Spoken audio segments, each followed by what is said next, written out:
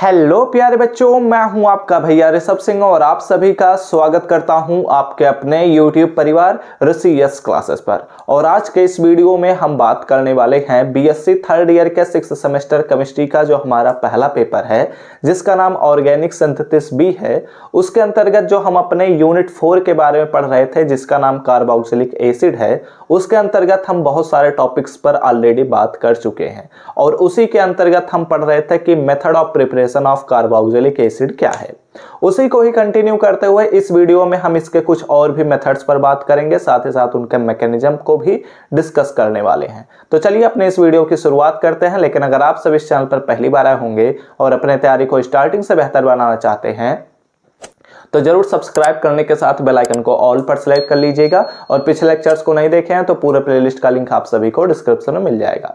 आप लोग अपने कॉपी और पेन लेकर बैठ जाइए, सभी चीजों को नोट डाउन जरूर करते रहिए। अगर अभी नोट्स नहीं बनाते तो आप हमारे टेलीग्राम चैनल से ज्वाइन कर सकते हैं, लिंक आप सभी को डिस्क्रिप्शन में मिल जाएगा। ठीक है, तो नेक्स्ट हेडिंग दीजिएगा। हमने पिछले कुछ लेक्चर्स में यह बात कर लिया है कि कार्बोक्सिलिक एसिड क्या होता है। इसके साथ साथ हमने यह भी समझाया कि हमारे पास इनके नॉमेनक्लेचर पर भी बात किया था। देन हमने इसके मेथड ऑफ प्रिपरेशन को स्टार्ट किया था, तो उसमें हमने बात किया था कि एल्डिहाइड, एल्कोहल एंड एक दो और हमने मेथड ऑफ प्रिपरेशन पर बात कर लिया है। ठीक है, तो उसी को ही कंटिन्यू करते हुए इस वीडियो में हम बात करते हैं कि अगर हम फ्रॉम, ठीक है, एमाइड, हम इस वीडियो में बात करने वाले हैं सबसे पहले कि एमाइड्स की सहायता से किस प्रकार से कार्बोक्सिलिक एसिड का प्रिपरेशन किया जा सकता है। ओके, तो इसमें अगर बात किया जाए तो हम दो मेथड डिस्कस करेंगे। एक हमारे पास है एमाइड और दूसरा होने वाला है नाइट्राइल। ठीक है, तो एमाइड और नाइट्राइल लगभग सेम मेथड ही है, लेकिन हम एक एक करके डिस्कस करेंगे, साथ ही साथ मैकेनिज्म दोनों का ही एक साथ में समझाऊंगा। ओके, तो चलिए पहले यहां पर ध्यान दीजिए। अगर हम क्या करते हैं, व्हेन, ठीक है, व्हेन एमाइड्स, ठीक है, ऐसे लिखिएगा सेंटेंस को, when amides are hydrolyzed, ठीक है, hydrolyzed in the presence of, ठीक है, in the presence of, यहां पर आप लिख लीजिए H+ या फिर आप लिख सकते हैं OH-, दोनों सिचुएशन में हमारे पास यह प्रोसेस हो सकता है। ठीक है, तो जब हम एमाइड्स का क्या करते हैं, हाइड्रोलिसिस कराते हैं, किसके प्रेजेंस में, या तो H+ लिख लीजिए या तो OH- लिख लीजिए। आमतौर पर जब हम हाइड्रोलिसिस कराते हैं तो H+ ही यूज करते हैं, इसलिए हम इस रिएक्शन में इसी पर ही बात करेंगे, बट आप ये दोनों ही चीजें कर सकते हैं। ठीक है, तो क्या होता है कि ये जो हमारे पास एमाइड्स होते हैं ये फॉर्म करते हैं, फॉर्म्स कार्बोक्सिलिक एसिड्स।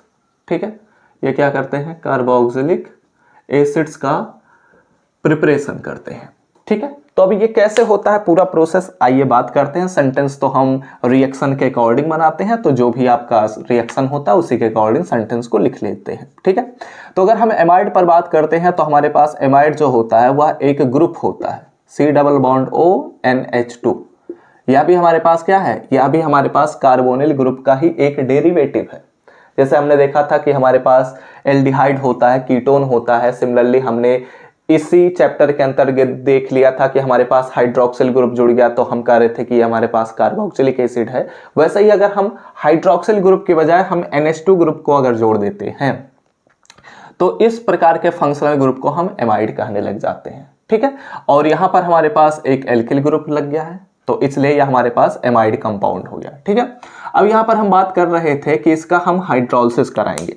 तो हाइड्रोलिसिस हम सभी जानते हैं कि यानी कि पानी से हमें धुलना है, तो यहाँ पर मैं H+ या फिर OH- भी लिखा जा सकता है। ठीक है, तो ये हमारा एमाइड जो है, ठीक है, एमाइड का जब हमने हाइड्रोलिसिस कराया तो एक्चुअली हमारे पास मिलता क्या है, हमारे पास मिलता है RCOOH का फॉर्मेशन हो जाता है, या फिर आप इसी को ऐसे भी लिख सकते हैं RC+O। ठीक है, ऐसे लिख लीजिए, R∠C∠OH। ये आसान हो जाएगा आप सभी के लिए समझना। यानी कि ऐसे कहा जा सकता है कि हमारे पास यहाँ से OH जो हमारे पास H2O है वह H+ और OH- हमारे पास टूटा। H+ जो है वह हमारे पास जाकर NH2 से जुड़ा तो NH3 का फॉर्मेशन किया, यानी कि अमोनिया गैस यहाँ से रिलीज हो जाता है, और यहाँ से जो OH- है वह जाकर कार्बन से जुड़ जाता है, तो यहाँ पर हमारे पास कार्बोक्सिलिक एसिड का प्रिपरेशन हो जाता है। अगर इसे समझना है और डिटेल में तो ऐसे भी आप समझ सकते हैं कि हमारे पास जो कार्बन है और उसके साथ ऑक्सीजन जुड़ा है, ठीक है, तो यहां पर हमारे पास जो ऑक्सीजन है वह बॉन्ड के इलेक्ट्रॉन पेयर को खींचे रखता है, जिसकी वजह से कार्बन पर डेल्टा प्लस चार्ज आया होता है और डेल्टा प्लस चार्ज की वजह से हमारे पास OH माइनस जो होता है वह रिएक्शन में पार्टिसिपेट करता है, तो यह कार्बन से बॉन्ड बना ले जाता है। और यहाँ पर NH2 जो होता है उसमें हमारे पास नाइट्रोजन के पास लोन पेयर इलेक्ट्रॉन्स प्रेजेंट होते हैं, तो वो हाइड्रोजन से जुड़ते हुए NH3 गैस का प्रिपरेशन करते हुए बाहर निकल जाता है, ठीक है। तो इस प्रकार हम क्या समझे कि हमारे पास जो एमाइड होता है उसका जब हम हाइड्रोलिसिस कराते हैं तो हमारे पास कार्बोक्सिलिक एसिड का प्रिपरेशन होता है, साथ ही साथ हमारे पास अमोनिया गैस बाहर निकलता है, ठीक है। तो ये हमारे पास क्या है, कार्बोक्सिलिक एसिड, ओके, और साथ ही साथ हमारे पास अमोनिया गैस बाहर हो गया, ओके, ठीक है। इतनी बातें समझ पाए। अब यहां पर अगर हम बात करते हैं कुछ एग्जांपल्स पर, तो चलिए मैं कुछ एग्जांपल्स पर भी डिस्कशन कर लेता हूं, ठीक है। फिर उसके बाद हम अगले पोर्शन में, इसी लेक्चर के ही अगले पोर्शन में हम और भी चीजों पर बात करेंगे, ठीक है।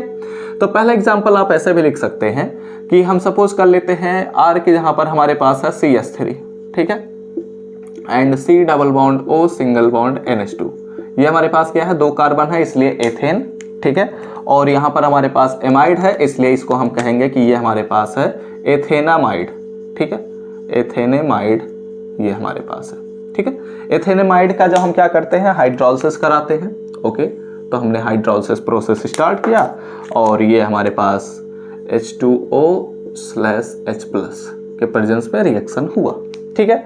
तो यहाँ पर हमारे पास क्या होता है, साथ ही साथ यहाँ पर ध्यान रखिएगा हम थोड़ा बहुत हीट भी देते हैं तब जाकर यह रिएक्शन होता है, ठीक है। यानी कि हम पानी में तो ये घोल लेते हैं लेकिन इसको थोड़ा बहुत टेम्परेचर देते हैं तब जाकर ये रिएक्शन से स्टार्ट करते हैं, ठीक है।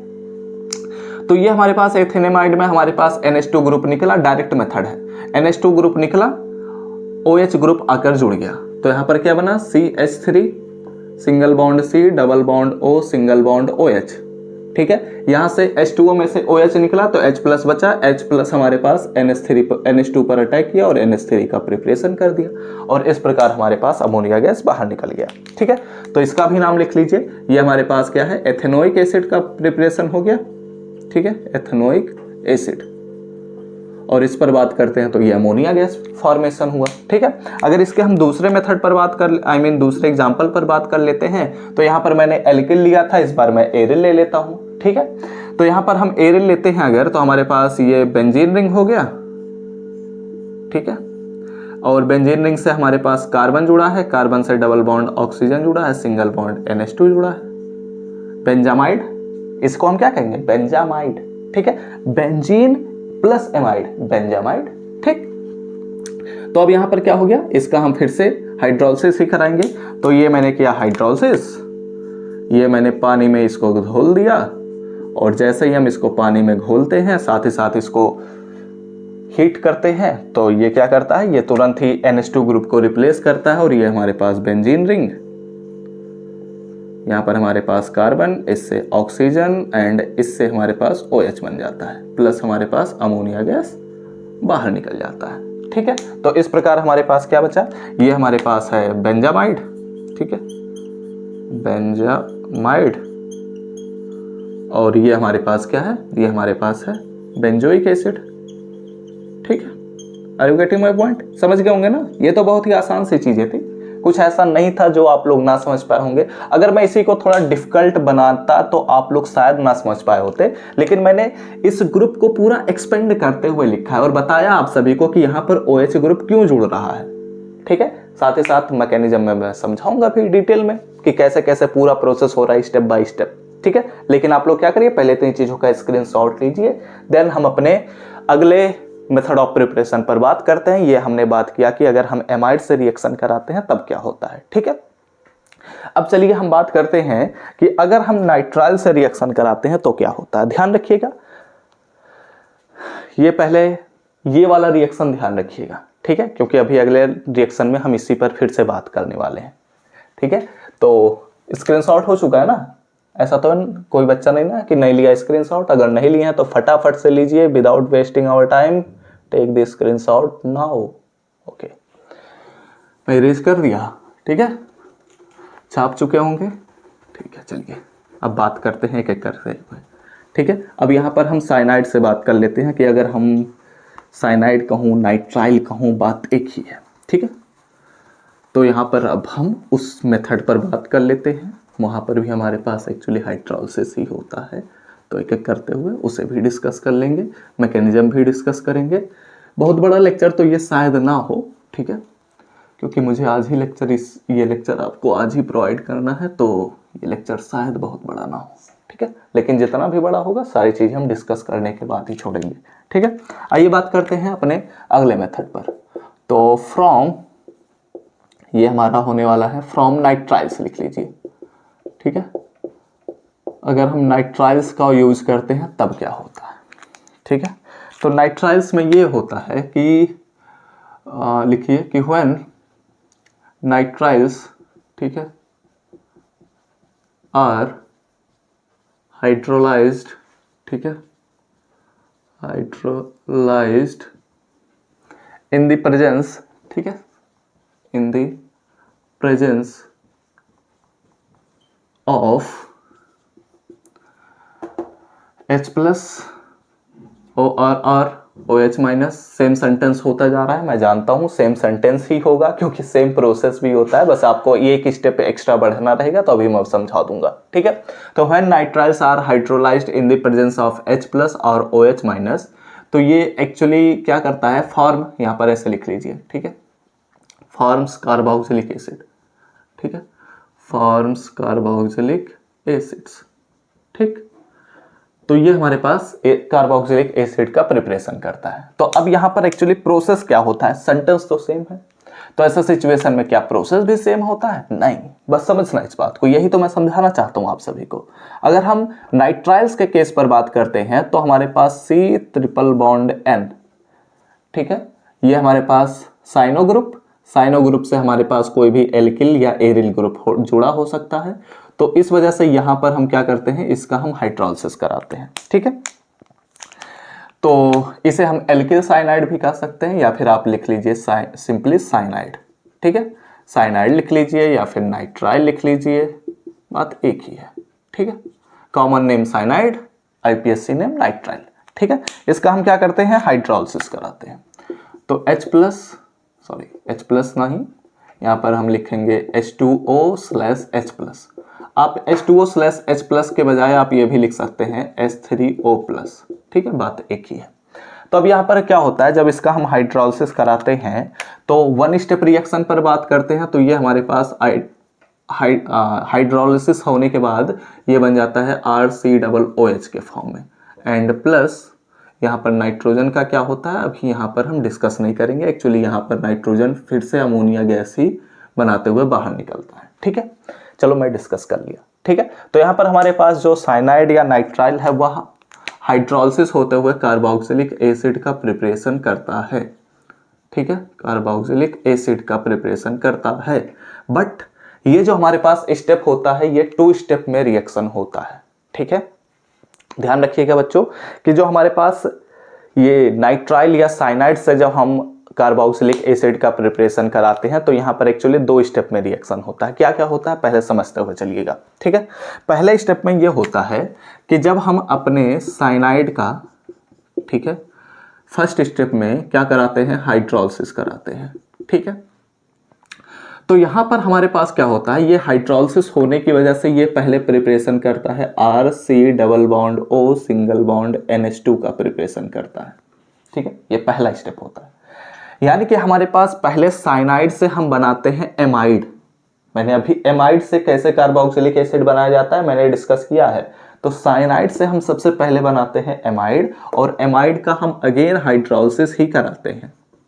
ठीक है, और साथ ही साथ टेम्परेचर देते हैं, तो ये क्या करता है, तब ये फॉर्म करता है हमारे पास कार्बोक्सिलिक एसिड। ये बात तो हम जानते हैं, ये स्टेप तो हम पहले ही डिस्कस कर चुके हैं। तो यहाँ पर एक्चुअली क्या होता है कि जब हम साइनाइड का हाइड्रोलिसिस कराते हैं वो डायरेक्ट कार्बोक्सिलिक एसिड नहीं बनाता, ना ना ना ना, पहले वो क्या करता है, हमारे पास साइनाइड का जो हाइड्रोलिसिस होता है वह बनाता है एमाइड, और एमाइड का जब हम हाइड्रोलिसिस कराते हैं तब वो बनाता है कार्बोक्सिलिक एसिड। ओके, ये 2 स्टेप रिएक्शन है।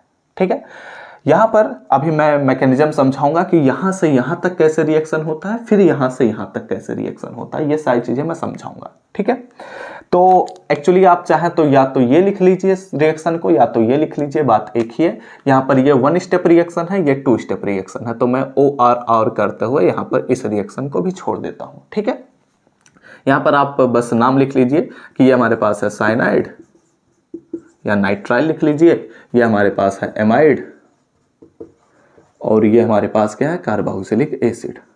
ठीक है, are you getting my point? समझ के होंगे, समझदार बच्चे हैं आप सब। ठीक है, अब अगर एग्जाम्पल के तौर पर देखना है तो चलिए एग्जाम्पल्स भी मैं करा देता हूँ। ठीक है, एक एग्जाम्पल यहाँ पर डिस्कस कर लेता हूँ, और फिर मैकेनिज्म करने के बाद हो सकता है एक और एग्जाम्पल मैं डिस्कस कर दूँ। ठीक है, तो यहाँ पर अगर हम बात करते हैं तो R है तो एल्किल ग्रुप ले लेते हैं, यानी कि CH3 हमारे पास हो गया, C ट्रिपल बॉन्ड N। ठीक है, इसका क्या नाम होगा? इसके नाम पर अगर बात करते हैं तो मेथिल ग्रुप जुड़ा है, साथ ही साथ साइनाइड है, तो इसे हम कहेंगे मेथिल साइनाइड कहेंगे। ठीक है, मेथिल साइनाइड हो गया, या फिर इसका दूसरा नाम भी लिखा जा सकता है, साइनो मेथेन भी कहा जा सकता है, या फिर इसका और भी नाम हो सकता है ना। इसका तो हमारे पास 2 कार्बन है, तो इस वजह से इसको हम कह सकते हैं एसिटो नाइट्राइल, ये भी हमारे पास एक नाम है। ठीक है, तो एक्चुअली किसी भी कंपाउंड के हम जानते हैं कि एक से अधिक नाम होते हैं, इनके अलावा भी और भी नाम हो सकते हैं, लेकिन मैं फिलहाल इन्हीं नामों पर रुक गया।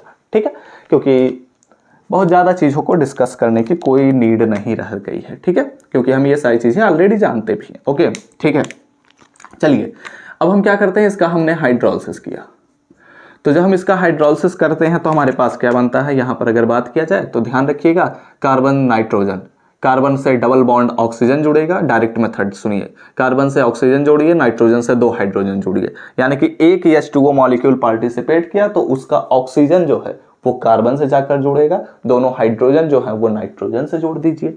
तो यहाँ पर क्या बचा, हमारे पास मिला CH3 single bond C double bond O single bond, यहाँ पर हमारे पास हो गया NH2।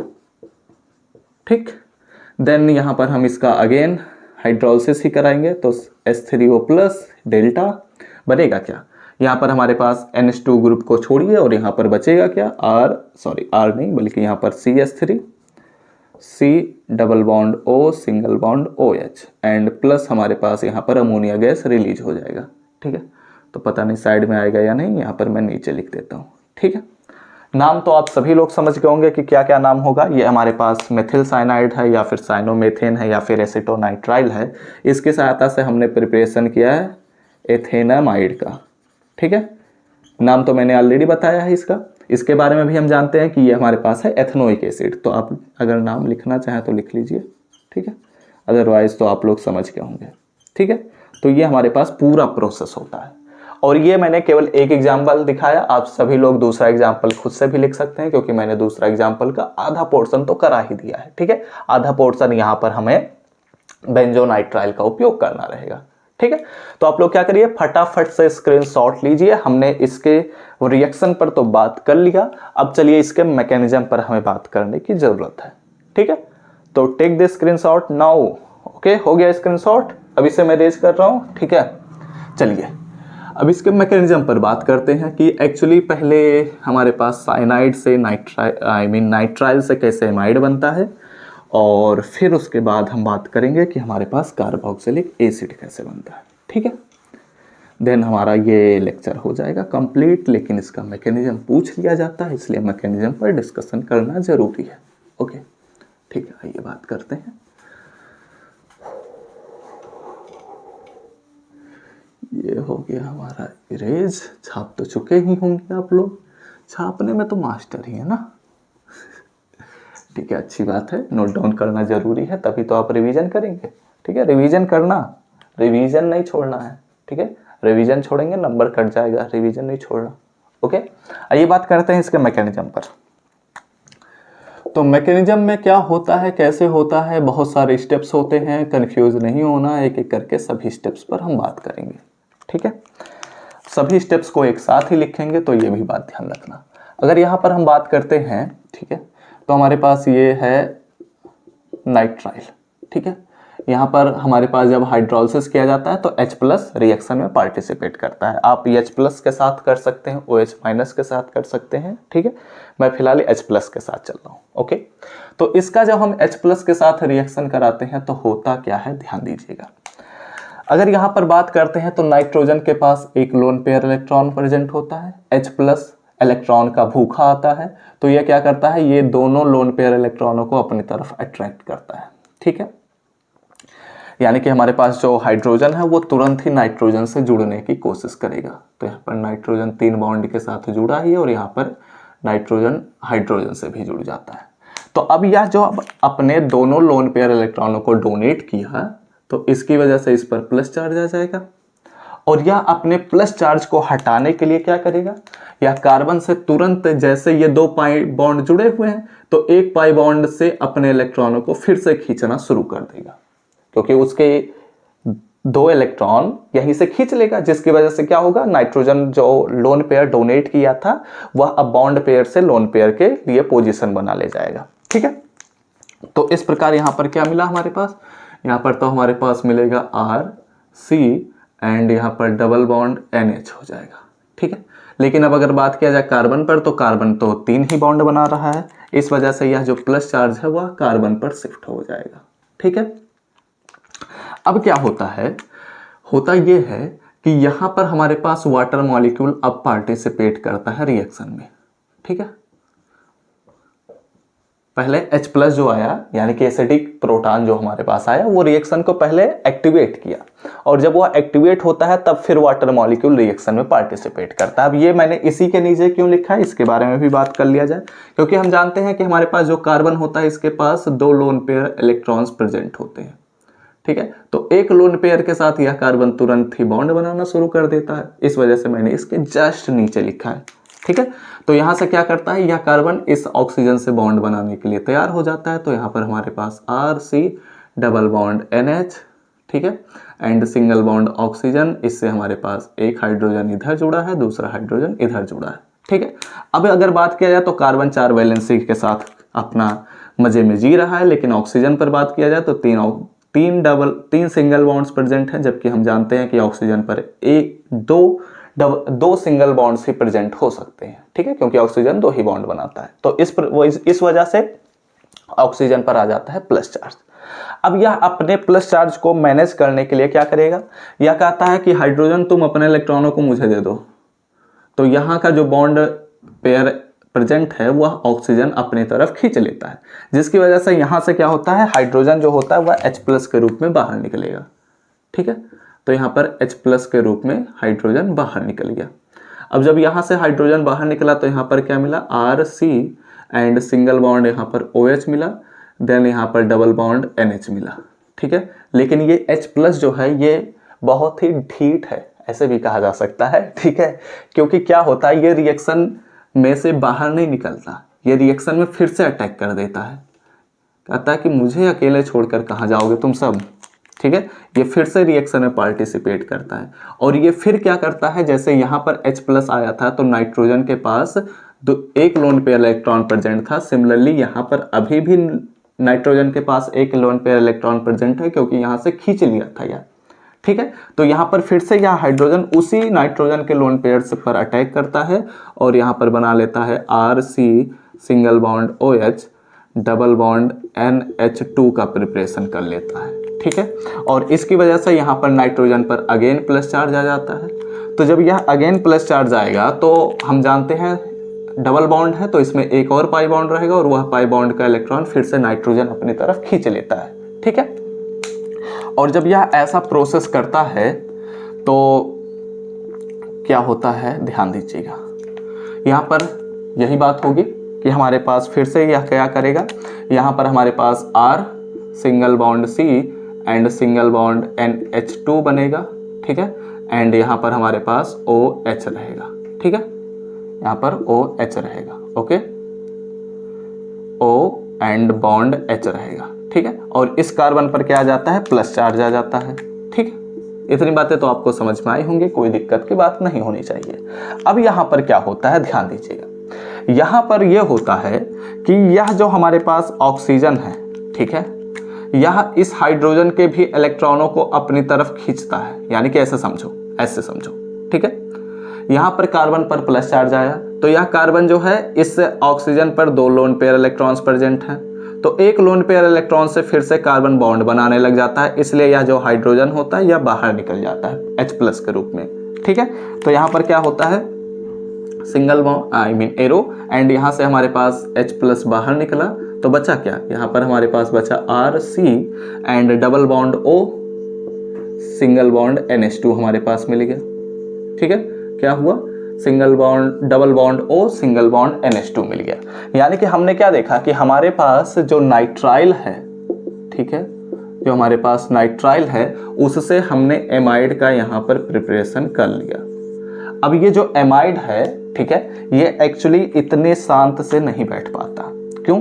क्योंकि यहाँ पर हमारे पास ये होता है, ध्यान से सुनिएगा, यहाँ पर हमारे पास इस प्रकार से प्रोसेस होता है कि यहाँ का जो हमने हाइड्रोजन निकाला है, यह हाइड्रोजन तो बहुत ही ढीठ है, क्योंकि मैंने ऊपर ही दिखाया, तो यह हाइड्रोजन फिर से अटैक करने आ जाता है, तो यह हाइड्रोजन फिर से अटैक कर दिया।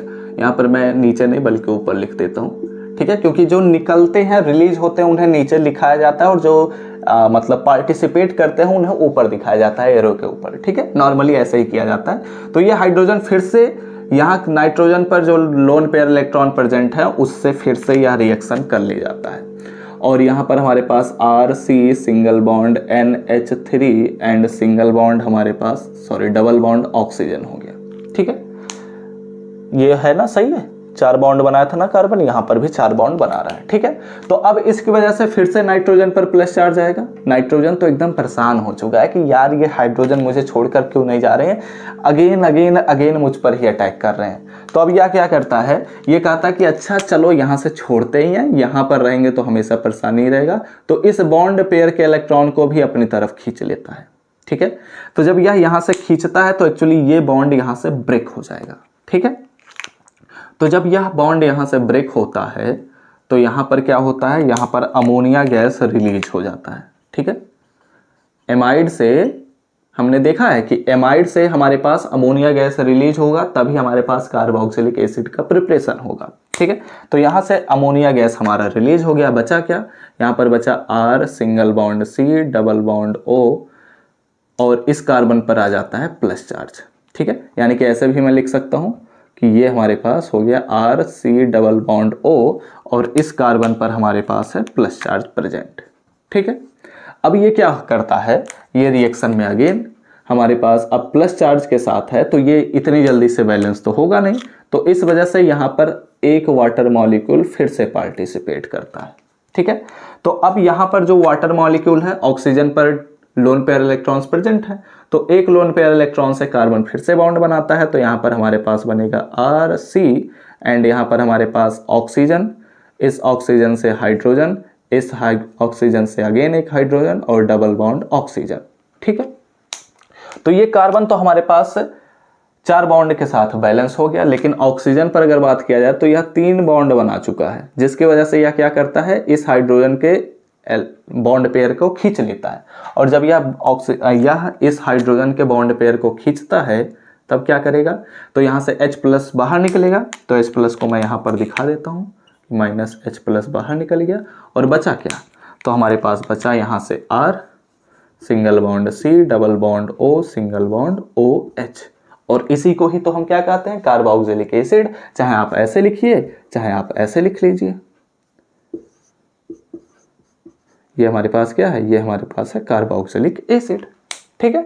तो यहां तक की चीजें समझ में आई, लंबा चौड़ा प्रोसेस था, लेकिन हमने नाइट्राइल से एमाइड को फाइंड आउट किया, एमाइड से हमने कार्बोक्सिलिक एसिड का प्रिपरेशन कर लिया, ठीक है। और ये बहुत ही लंबा चौड़ा प्रोसेस होते हुए हमारे पास हमारा फाइनल प्रोडक्ट मिल चुका है, जिसे हम कहते हैं क्या, इसे हम कहते हैं कार्बोक्सिलिक एसिड। ओके, चीजें समझ में आई, प्रोसेस अच्छा था, एक एक करके हुए सभी चीज़ों के बारे में हमने डिस्कस किया। यहाँ पर मैंने कुछ भी स्किप नहीं किया है, हर एक चीज़ को बहुत ही डिटेल में डिस्कस कर दिया, ठीक है। अब आई थिंक आप लोग ये प्रोसेस तो नहीं भूलने वाले, सारी चीज़ें आपको याद हो जाएंगी, ठीक है, कि हमने कैसे कैसे एक एक करते हुए सारे स्टेप्स पर बात किया कि यहाँ से ये कैसे पहुँचेंगे, यहाँ से ये कैसे पहुँचेंगे, फिर से वहाँ पर हाइड्रोजन कैसे अटैक कर देता है, इन सभी चीज़ों पर हमने बात कर लिया, ठीक है। तो हमने इस लेक्चर में देखा कि नाइट्राइल्स की सहायता से या फिर एमाइड्स की सहायता से हम कार्बोक्सिलिक एसिड का प्रिपरेशन किस प्रकार से करते हैं और इसके लिए पूरा मैकेनिज्म क्या है, इस पर भी मैंने बात कर लिया। अगर आपसे पूछ लिया जाता है कि एमाइड से कार्बोक्सिलिक एसिड का मैकेनिज्म, तो आप केवल यहां से लेते हुए यहां तक का स्टेप दिखाइएगा, ठीक है। यहां से नहीं शुरू करना आपको, ओके। यहां से आप तभी शुरू करेंगे जब आपको साइनाइड दिया रहेगा या फिर नाइट्राइल दिया रहेगा, ठीक है। नाइट्राइल और साइनाइड दोनों एक ही चीजें होती हैं, बस नाइट्राइल हमारे पास ग्रुप होता है। खैर, इसके बारे में आप सभी लोग जानते ही होंगे, ठीक है। तो चलिए इस लेक्चर को यहीं पर हम समाप्त करता हूं। उम्मीद करता हूं सारी चीजें आपको समझ में आई होंगी। वीडियो अच्छा लगा हो तो जरूर लाइक करिएगा, कमेंट करके जरूर हमें बताइएगा, अपने दोस्तों के साथ शेयर करना बिल्कुल भी मत भूलिएगा। इस चैनल पर पहली बार आए होंगे और वीडियोज अच्छे लग रहे होंगे, पसंद आ रहे होंगे और भी लेक्चर्स के नोटिफिकेशन पाने होंगे तो जरूर सब्सक्राइब करने के साथ बेल आइकन को ऑल पर सेलेक्ट कर लीजिएगा। तो हम सब मिलते हैं अपने नेक्स्ट लेक्चर में, तब तक पढ़ते रहिए, संघर्ष करते रहिए और सफल होते रहिए।